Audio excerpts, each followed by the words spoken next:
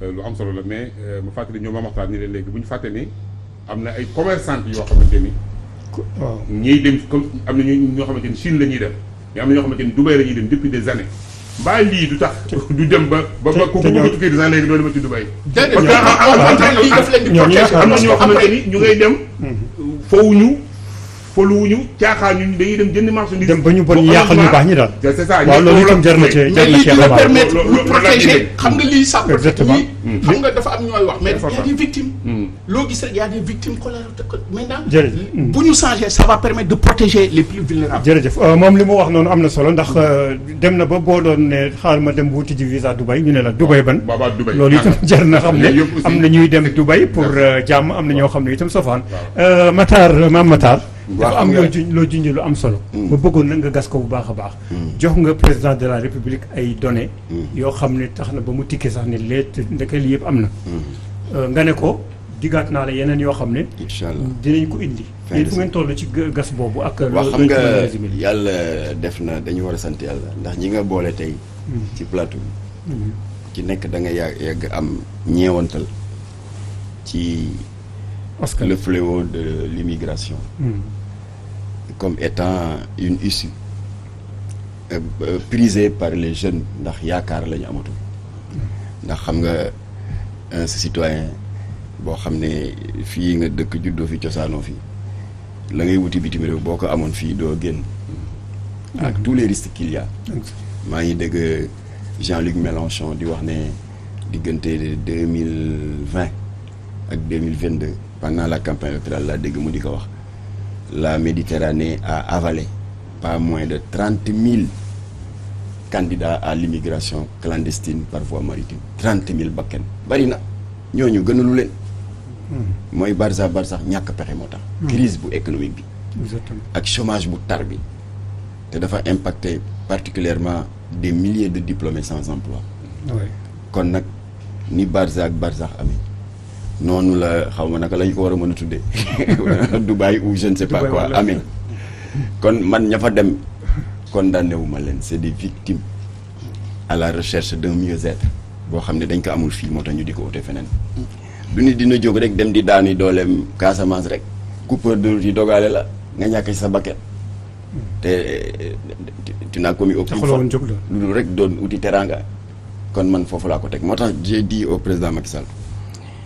dans cette affaire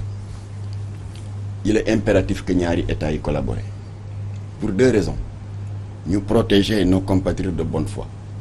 yi nga xam ne pendant une décennie 2 décennies 3 décennies ñu ngi daal di seen doole au niveau des Émirats dafa jënd ay marchandises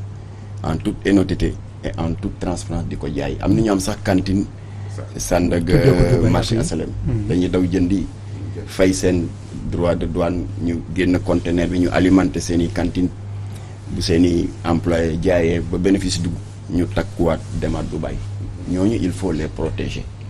parce que jaaduwul ay une infime minorité de Samba Boy du côté des deux pays di tilimal deru nos compatriotes de bonne foi mu di ay aja yu am jom yu yoo xam ne liggéey rek la ñu gëm et def lu baax ci dëkk bi te yàlla fa la leen xiir ñu di fa ute marchandise parce que c'est une fenêtre économique des Émirats il faut protéger ñooñu pour ñu protéger leen nag y a pas mille solutions mooy nañu leeral lii ba xam qui a fait quoi et où ma ne ko dans ce cadre là parce que dañu tëju de 21h à 23h kon li ma doon wax itteel na ko te amul jot parce que mu ngi nekk ci phase préélectorale di préparer d'ailleurs salle d'attente maa ngi fekk ay kàngamu APR yu bari waaye il m'a fait l'honneur exfiltré ma tëjoog man kon li itteel na ko parce que ça implique doomu réew mi qui sont victimes d'une mafia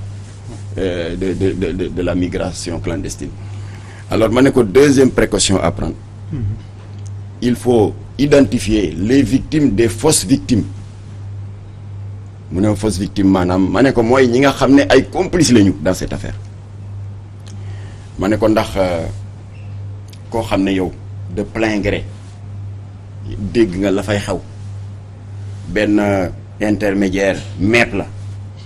te nga xam ne la nga fa nar a fekk ak la mu la wax lu diamétralement opposé la nga daal di dem malgré tout lu la fa dal ci une fausse victime te yooyu yëpp am na ci mbir mi complice nga ma ne ko nag c'est pas un hasard. Il y a beaucoup d'informations qui se recoupent et qui confirment du ñun Sénégal rek la nattu bi dal wax naa sànq que il y a au moins 6 pays africains qui sont impactés. Du ma lire seeni détails et quelles catégories de citoyens sont impactés waaye dëkk yi rek lay lim mu di Côte d'Ivoire. Côte d'Ivoire identifié ni 57 filles victimes de cette mafia. Cameroun 49. Guinée-Conakry 27. Mali 20. Burkina Faso yëpp jox naa ko président 21 filles pour que ñoom entre état ñuy mën di liggéey sauver seeni doom. Bénin 31 filles. Togo 26. RDC République démocratique Congo ñoo battre le record 78 filles. Gabon 29 dont la fille d'un ministre en fonction. ca Gabon kon lii nag du ay question di dafa Gabon. Sénégal nag 43 filles identifiées dont parce que naar yi bu ñuy recruter dañu am des spécialistes des nouvelles technologies de l'information dañuy dem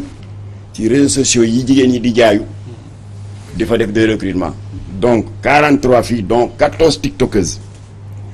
13 mannequins mooy ñuy def défilé de mode benn animatrice rajo bu dëkk fii ci Sénégal benn chroniqueuse de télé bu dëkk fii ak 11 Miss xam nga mois de décembre dénoncé woon nañu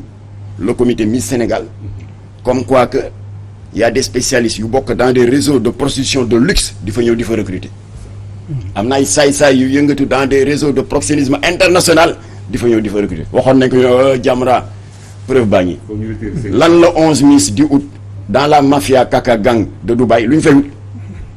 yooyu yëpp jox naa ko président. ma ne ko nag pour faire la part des choses dama bëgg nga leeral fa dara balaa ngay continuer sax mooy 43 yooyu nga wax.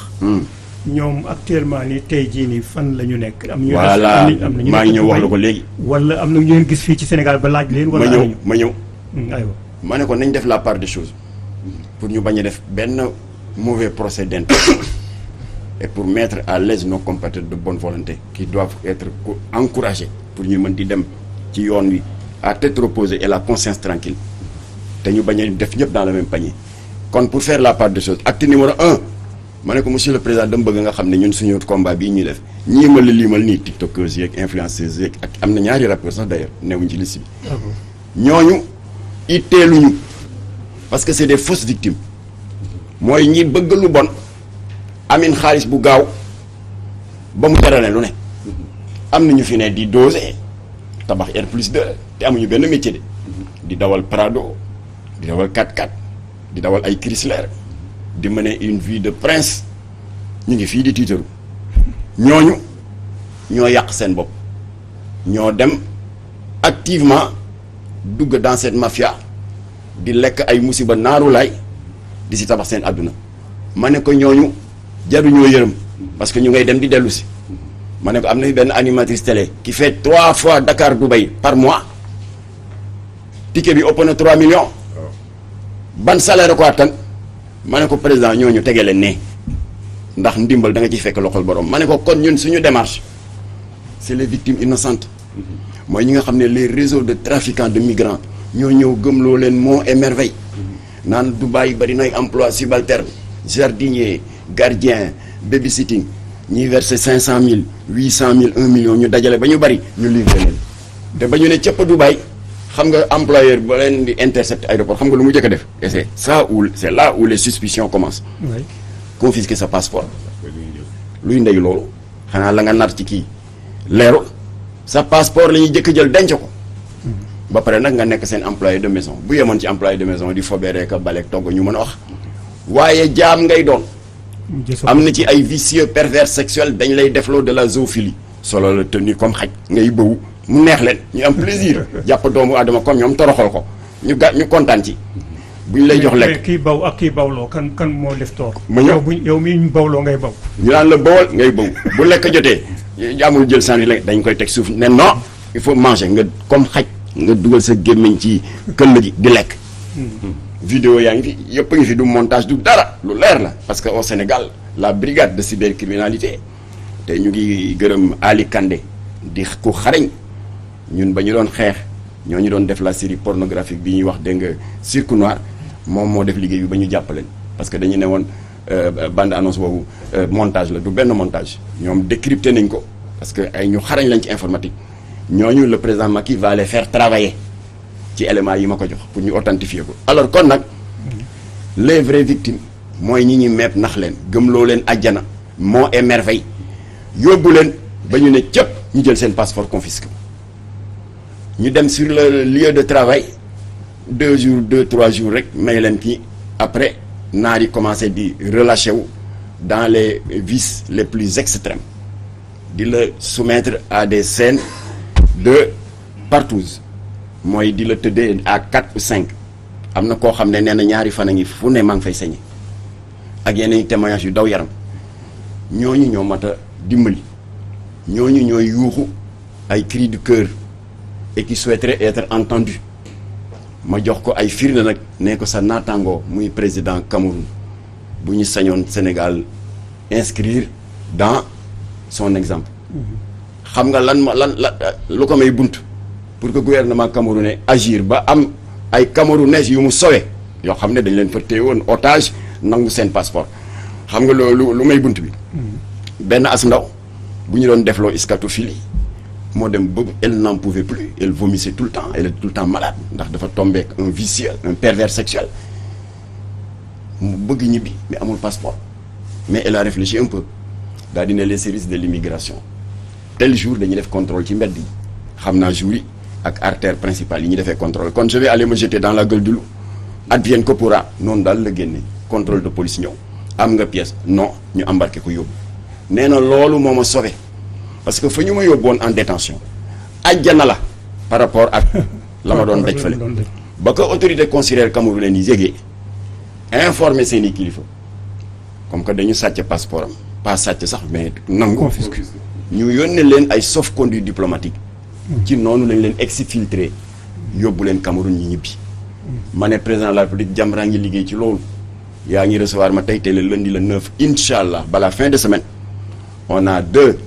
partenaires qui sont là-bas des hommes d'affaires qui gagnent dignement leur vie kenn ki jënd na fa sax kër qui travaillent honnêtement ñu ngi liggéey te lu ñuy dajale balaa fin de semaine danaa la ko indi yàlla dogal dama génn ci audience boobu le mardi 10 suñu partenaires yi yónnee ma une liste de 5 de nos compatriotes identifié fa ñu dëkk pour rejoindre un peu la préoccupation de Oustaz Fadel identifié nañ fa ñu dëkk ak tur week rue bi seen numéro de passeport parce que am na ñoo xam ne ils avaient pris la précaution avant ñu nangu seen passeport jël numéro bi seen numéro de téléphone ak indicatif Dubaï seen adresse à Dubaï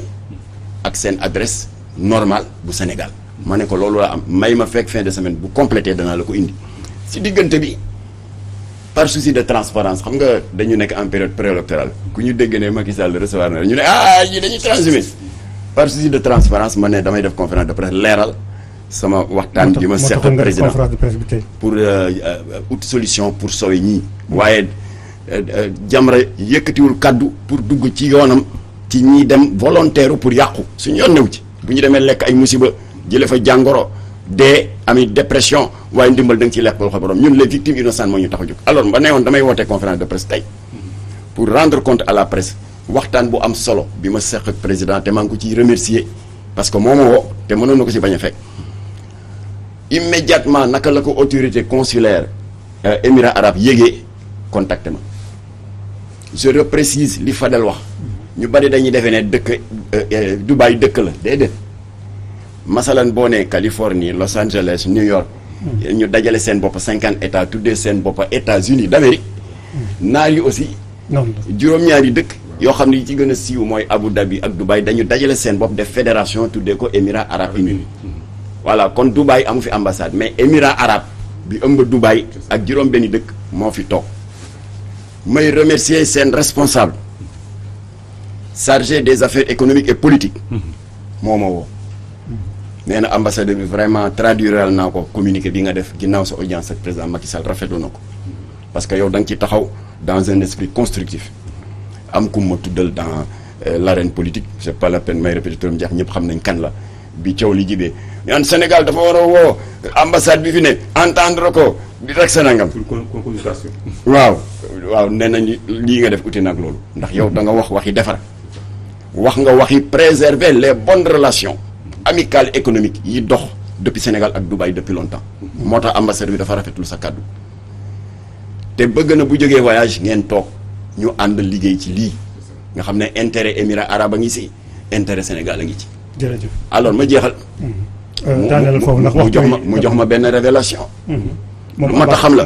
kii nee na ñi jot a dem yëpp ñu siiw wala ñu ñàkk siiw ñun ambassade Émirats arabes unis du ñun ñoo leen jox visa. c'est un scandale. loolu problème la. amee wuñu visa ma ne ko waa kon ni ñu amee visa. alors il m'a donné l'exemple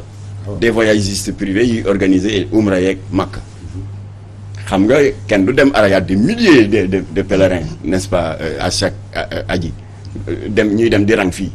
Arabie Saoudite c'est inimaginable voyagistes yi comme que état daf leen agréé am nañu foofu au niveau de Arabie Saoudite ku ñuy contacter qui est chargé de valider le nombre de pèlerins yi war a am ba pare yónnee leen lu ñu tuddee visa électronique ambassade du Arabie Saoudite joxe ok yom ñu daal di ko jox les intéressés mu ne noonu la waaye ñun Émirats arabes joxuñu leen visa ma ne ko kon naka la ñu demee. dëgg la mu ne ma xam nga nu ñu demee. naka jëkk noonu lay demee sax. waaw mu ne ma. ñi fay dem ñëpp du ambassade bi seen passeport la ñuy. voilà ay agents yu fa nekk ay hôtels yu fa nekk. ñoom ñoo lay yónnee visa. mu ne ma ne ko kan yéen ñan ngeen di jox naka visa. jëkk noonu lay demee. mu ne ma nous on a donne des visas qu'à des officiels. les invités un technicien bu nekk dans un ministère war a dem mission Émirats arabes ñu jox ko. waaw kon nag. bu fekkee dafa am liste bu tel ministère présenté am benn tiktokeuse benn rappeur bu ci rax par je ne sais quel moyen ñun mënuñu koo xam. mënuñu ko filtrer mu ne ma noonu la ñu demee. alors Émirats arabes nag ñu daaneel foofu. na Sénégalais yi xam ne. c'est un partenaire économique de longue date du Sénégal. bu ñu seetaan kenn yàq ko. comme li Fadel wax. la preuve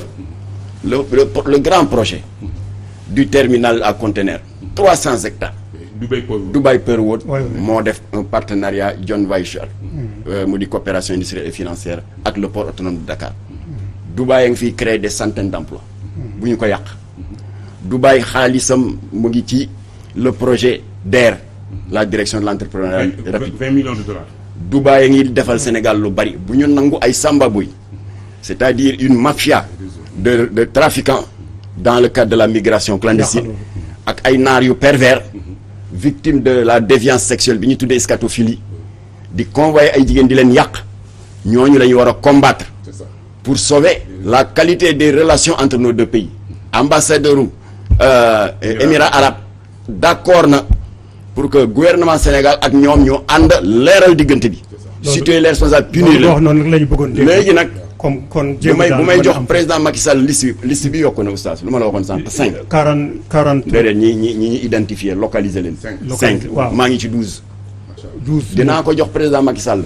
avec liste nom prénom numéro de passeport que le gouvernement du Sénégal pourra authentifier auprès du ministère des Affaires étrangères, adresse précise à Dubaï parce qu'il faut les localiser et adresse à Dakar danaa ko teg ci loxo président mais loolu dafa war a gaaw parce que mbir mi waaw dinaa ko ne ñii il faut les sauver parce que y en a qui souffrent am na ñu ñuy dóor et c'est l'occasion de donner un exemple. Mbayang Diop te Walfadjri def ci ay gëstu yu bari en 2016 di ku baax nekkoon commerçante fii dajeeg benn trafiquant de la migration mu gëmloo ko Monts et Merveilles yàlla dogal ñu yóbbu ko Arabie Saoudite mu dem fa te alors te ñu xamal ko jàmm nekk ko pacifique ku jub bokk ci famille bu baax ñu xëy bés ñu ne jam na paaka patron ma ne bu leen yem ci jam na paaka patron interroger wu de savoir lan la ko patron def ba mu jam ko parce que des fois dañu leen di pousse dans des situations de maltraitance extrême te nit rek la xëy na mu jékki-jékki def lu ko naka su lu noonu kon nag oustaz ma terminer rek jeexal maa ngi ñaan xale yu jigéen ñi Boubacar Seye wax na ko léegi nañu jéem a doylu am nañu des revendications tout à fait légitimes waaye nañu ubbi suñu bët te garder la tête sur nos épaules parce que oustaz nga defee ne yi nekk ci réseaux sociaux yi musiba yi yoo xam ne teggin mayul sax ñu di ko détaillé dafa nga def ne jigéen ñi nga xam ne elles en sont victimes ñoo ko génne ñàkk xel toll na foo xam ne ngay lekk ay gannaaw këru doomu aadama daa di ne sama photo dama koy tiitaroo def ko sama page def ko statut xel demu ci naar yi ñoo koy génne et c'est très simple parce que bu dee seen féticheur en 2020 dafa am lu mu leen defal ñu gis njariñ li lool ñu war ko tontalitiwaat en 2022 la ñuy toppaat tout le circuit du ay rabatteurs ce qui est trop long mais dañuy xool seen agenda ka fa ñëwoon 2020 ne la waaw foog nga ñëwaata nga ni yii loolu day moom vraiment je m'excuse mu ne la boo ñëwul ma génn photo yi am na ñu cédé même ici au Sénégal di dem ak a ñëw di lekk ay musiba di ñëw di am yi millions di tabax waaye ña bañ ñooñu la ñu génne seen i photo ak seen i vidéo ma di la xamal ne nag je sais de quoi je parle parce que sama métier la def naa quand même 24 ans ci nouvelle technologie de l'information et de la communication en tant que chef de service informatique du CS ak chef du président du conseil d'administration 24 ans sama nawle informaticien yëpp d'accord nañu ne que durée de vie serveur yi garder musiba yooyu muy YouTube Instagram et cetera am nañu une durée de vie de 30 ans xalaatal ëllëg sa doom wala sa sët fekk yow màgget nga lekk nga sa ay millions dafiy musiba benn xale yi werenteeg moroomam rek mu ne ko yéen seen étage bu rafet beeg Mercedes yi ngeen gaari jarul tiitaroo xale bi naa pour lan mu ne ko mu ngi nii yow sa maam da daan ngeen baal ma kàddu gi da daan lekk puubu naar xale bi mën na ko choqué ba mu jóg dem xaru ji dara jaru nañu doylu jërëjëf Mame Matar xam naa waxtaanu ferenkalaayuwul waaye dañ koy foofu tënk ndax waxtu wee ñu def Fadel benn minute ndax jël nañ ci beneen temps bi sax waaw ci benn minute bi daal li may bëgg a leeral rek mooy li Mame Matar mujj wax ñu jéem a sàmm relation bilatérale yi entre les deux pays. oui oui exactement moo gën a yaatu sax que moo gën a yaatu ji nga fi ne nii même expo même bu expo bi amoon Dubaï noonu nga xamante ni daanaka réew mu nekk sa espace yaa ko jënd Sénégal autorité Émirats yi ñoo jëndeel Sénégal